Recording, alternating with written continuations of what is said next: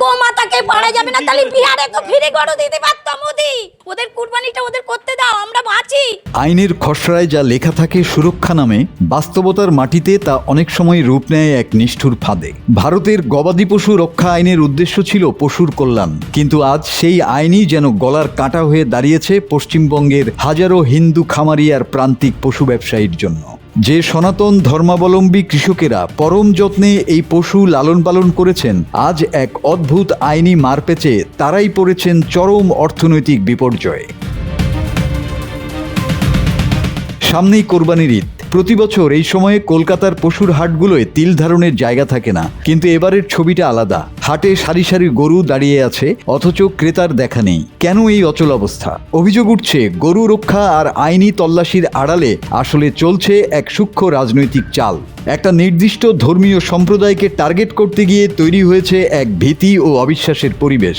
আইনি হয়রানি আর সাম্প্রদায়িক ঝামেলার ভয়ে মুসলিম ক্রেতারা এবার হিন্দু ক্রেতাদের কাছ থেকে দূরে থাকছেন। ফলে বিদ্বেষের যে বীজ বপন করা হয়েছিল অন্যকে কোণঠাসা করতে, আজ সেই ফাঁদেই বন্দী গ্রামীণ প্রান্তিক হিন্দু খামারিরা।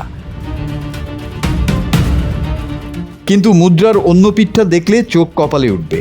একদিকে যখন প্রান্তিক স্তরে এই কড়াকড়ি, অন্যদিকে দেশের রপ্তানি বাজারে কিন্তু মহোৎসব।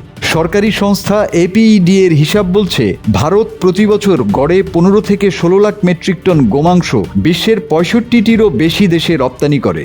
বিশ্ববাজারে এই বাণিজ্যে ভারতের অবস্থান শীর্ষ সারিতে, যার আর্থিক মূল্য বছরে প্রায় 34,000 কোটি টাকারও বেশি।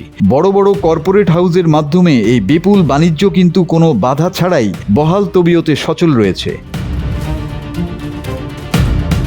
ঠিক এইখানেই জন্ম নেয় ক্ষোভ আর এক বিরাট প্রশ্ন। কর্পোরেট স্তরে হাজার কোটি টাকার মাংস বাণিজ্য যখন বৈধ, তখন প্রান্তিক মানুষের উৎসবকে কেন্দ্র করে কেন এই কৃত্রিম বিভাজন? এই সূক্ষ্ম মেরুকরণের রাজনীতি গ্রামীণ অর্থনীতির চিরাচরিত সম্প্রীতি আর পারস্পরিক নির্ভরশীলতার দেয়ালে আজ এক অদৃশ্য ফাটল ধরিয়ে দিয়েছে। ধর্ম আর বিদ্বেষের রাজনীতি যখন শেষ পর্যন্ত দেশের খেটে খাওয়া সাধারণ মানুষকেই দেউলিয়া করে ছাড়ে, তখন প্রশ্ন তুলতেই হয়, এই নীতি আসলে কার স্বার্থে, কার সুবিধার জন্যে?